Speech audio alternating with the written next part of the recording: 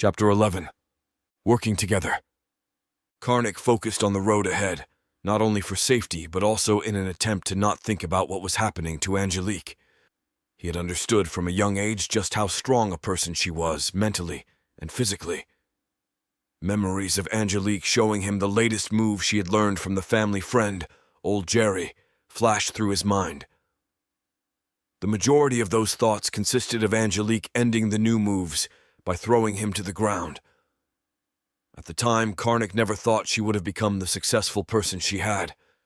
In fact, he was sure, after he moved away, that she would eventually follow the same hippie lifestyle of her parents. That was one assumption he was glad to have got wrong. In the time they had spent together before Angelique left in search of her parents, he recognized just how strong she had become. "We should walk the last 5 miles. With one other light source in the area, the headlights will be like a lighthouse signaling to them we are coming," Todd suggested, looking over to Karnak from the passenger seat of the Chinese transport. Karnak nodded slightly as he replied, "Just what I was thinking. No roads either. We will stay to the woods and fields. It'll take time, but the element of surprise is the greatest thing we have going, and I don't want to lose that by being seen before we get there." From seemingly out of nowhere, Todd asked, "Why were you only a staff sergeant before all this shit happened? I mean, you obviously have the training and knowledge of a higher rank." The question triggered memories Karnak had done his best to never recall, but the question coming from out of the blue caught him off guard. "Master Sergeant, we are approaching the village," Staff Sergeant Miller said to Karnak softly, removing all bass from his voice. The area was not so much a village as it was many mud buildings sharing walls, with nothing really separating them from the rest of the buildings in Afghanistan. Nothing except for the fact Umar Ali Mohammed was located inside and on Karnak's current mission objective. Karnak moved his men forward, keeping watch not just on the surrounding terrain, but also on the other rangers of his squad. As with many missions before, Karnak knew the closer they could get to the goal of the mission before the first shot was fired, the better. It was common knowledge that the best-laid plans never survived the first shot. With the village in sight, Karnak looked to his left and right, making sure his men kept a low profile behind the dead foliage covering the landscape. Much like every other mission he and his team had conducted, everyone was where they were expected to be. Karnak gave the signal for everyone to move to the low 3-foot wall surrounding the buildings. Moving at a fast walk, bent at the knees, with rifles up pointing in the direction of the anticipated enemy threat, all 6 men moved up to the short wall. Thankful they had made it without that fateful first shot being fired, Karnak began looking for the opening. The wall was short enough to easily climb over, but the opening was the main reference point given to them in the briefing.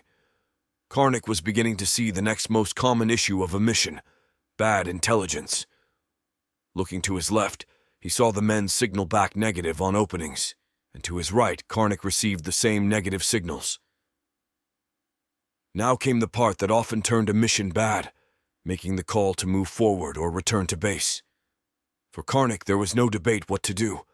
The mission was going to move forward, and Umar Ali, if he was indeed here, would be leaving with him dead or alive. Karnak began going over the mission briefing in his mind, and mostly the details leading up to this point. Every detail had been followed, and in his mind the only one that could have made a difference was if they had come in from the west rather than the east. Even without retrieving the compass from his pocket, Karnak knew they had entered from the east, having seen the sun rising over the distant mountains. Removing his helmet, Karnak slowly raised his head above the wall, hoping to get a look at the movement in the area within. Seeing what appeared to be the entrance on the west side, Karnak lowered back down, saying just loud enough to hear himself, "Intelligence guys are the ones who need a damn compass." He placed his helmet back on his head. Karnak was able to successfully have his men move to the far side of the wall and get in position around the entrance without being spotted. Now in position and ready for the final push, Karnak gave the signal to execute. Forward Karnak moved, keeping his line of sight to the front, while the men behind him covered his left, right, and rear. Reaching the closed door of the building where Umar Ali was thought to be located, Karnak kept his eyes on the door while giving the signal for the breaching team to stack behind him. With the men ready to kick the door and enter the building, alarms began sounding in Karnak's mind. The mission from start to finish began playing out in his thoughts, and at many points along the way, red flags began appearing, too many for Karnak to ignore. The greatest of the red flags was that they were standing at the door, ready to breach without a shot being fired. Just as the number 3 man ran up to kick the door, Karnak halted him as he began raising his boot off the ground. "You hear that?" Karnak whispered just loud enough for the amplified headsets they wore to pick up. Confused, the kicker relaxed his leg and began listening. After a second, Miller replied from behind Karnak, "Nothing. Nothing. Just a distant humming." Karnak's eyes grew wide as panic set in with the recognition of the sound. "Evac! Evac! Evac! Run!" Karnak screamed with as much bass and power he could call up from his vocal cords. Looking up as he pushed his men back the direction they had come, Karnak swore he could see Lucifer's hand coming down on them and leaving a streak in the sky as it neared. Through the gap and over the wall, Karnak counted the men as they exited. Even in the frantic move away from the camp, he knew somebody was missing. Looking back, Karnak saw Miller trying to get up from the ground where he had somehow fallen. Karnak instantly knew that, no matter what had happened to him, he was not going to be able to outrun the incoming missile. Turning, Karnak ran back, and without giving Miller any warning, grabbed hold and hoisted him over his shoulders, and began running once again. Once outside the wall, he could see his men about 75 yards in front of them. "Run for the creek bed," Karnak ordered, even though he saw that every man already had the same idea. Seconds later, Karnak watched the first 4 men vanish over the rock and sand into what resembled a dry creek bed as he and Miller ran for the same location.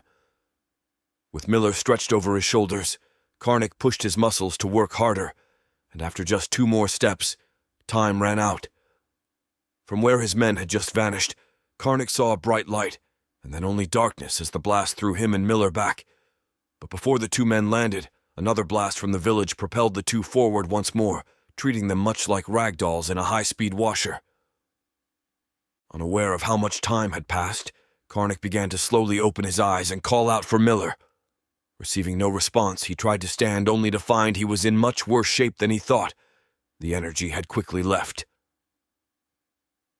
After months of recovery and studying the mission in hopes of finding out why he had lost all his men to friendly fire, he put in for a transfer back to Afghanistan. With a clean bill of health from the physician, Karnak received transfer to the closest forward operating base to Bagram Air Base. Once there, he did not take any time to unpack or report in, but found immediate transportation to Bagram, where he proceeded to locate the general. Knowing just where to go after weeks of planning, Karnak walked up to the general's secretary and said, "Master Sergeant Karl Karnak here to see the general." Though he would have preferred to kick open the door, it would have done no good if he was not inside. Looking through his list, the general's secretary scrolled through it twice, unable to locate Karnak's name. "Sorry, Master Sergeant, but you do not have an appointment. Would you like to make one?" Karnak leaned over and placed his hat on the desk with his rank facing the young specialist, and then he placed a hand on either side. Now looking as if he was getting ready to attack, Karnak spoke in a low, commanding voice. "Is he in?" Intimidated, the specialist nodded. Putting strong emphasis on the last part of the sentence, Karnak stated, "Then I have an appointment, and it is now." Without further delay, the shaken specialist picked up the phone and said, "Sir, your 315 is here." Without another word or glance at the specialist behind the desk, Karnak left his hat facing him and walked through the door of the general's office. Seconds later, the specialist heard a thump followed by gagging sounds. Looking around the open door, he watched as the general attempted to breathe, grasping his throat from where Karnak had struck him. Karnak stood tall, staring down at the general as he calmly spoke. "Remember me now? Remember my men you killed with your drone and Hellfire missiles just to be able to say you were the one who killed Umar Ali Mohammed? Well, General, your intelligence was shit. He wasn't there. and all you did was kill 5 great Americans." Karnak finished his statement with a thunderous fist to the general's face, breaking his nose and blacking both eyes, rendering him unconscious from the pain. With his mission completed, Karnak walked casually over to the general's cabinet, where he was sure to find a celebratory drink. Not surprised to find a bottle of contraband cognac inside, Karnak pulled it out. He followed this with a crystal glass and poured it half full, holding it out in the direction of the specialist on the phone with the MPs. "Take it, son. Tell him I threatened you." Quickly, the general's secretary dropped the phone. With a slight smile on his face, the specialist stepped over the general on the floor and took the glass from Karnak. Pleased with the way things had turned out, Karnak moved over to the general's chair and sat down with the bottle of cognac and waited for the MPs to arrive, knowing that was the start of his destination down the ranks. With Todd's question still ringing in his ears, Karnak replied simply, "I got the green weenie." Satisfied with his explanation and knowing just what the expression meant, Todd turned his attention to the mission at hand. "You know the area well, right?" Karnak thought about how long it had been since he had really been in the town, but he figured that, in a small place such as Rocktown, not much ever changed. "Yes, with the exception of the building you spoke of. Everything sounds pretty much the same." Todd looked off into the darkness, thinking about the best approach to the school-turned-FEMA prison and coming up with none from his limited knowledge of the place. "From what I observed, there is a great deal of open space between the building where they are holding Ange and concealment." Hearing Todd calling Angelique Ange sent thoughts going through his mind that he did not want to think about. Mostly the fact that the man sitting beside him had spent more time with the woman he loved than he had in the last few months. Karnak didn't understand quite what was going on with himself. Never before in his adult life had he had feelings of jealousy. He even thought back to a time he had come home to catch his long-term girlfriend sleeping with his buddy. Instead of getting angry, he calmly walked into the room where they were doing their thing, picked up his rucksack and other gear, and left after telling the two to have a nice day and to use protection. Having the feeling bothered him more than the feeling itself, yet there was nothing he could do about it either. Doing his best to push that to the back of his mind, Karnak replied, "If it is still there, we can take the small creek that runs alongside the school. Ange and I used to use it to skip school." The feeling of jealousy sickened him,